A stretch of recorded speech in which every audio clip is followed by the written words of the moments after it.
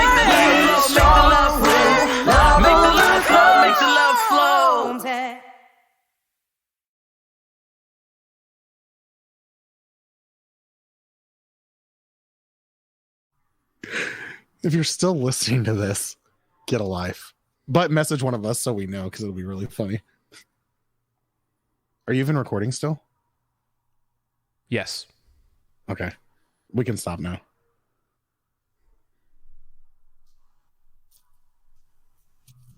You didn't stop, did you? No.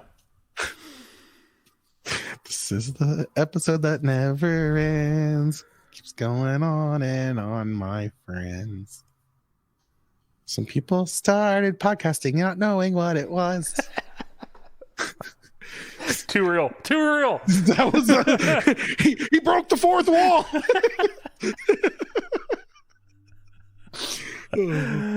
All right. I'm hanging up. Bye. Okay, bye.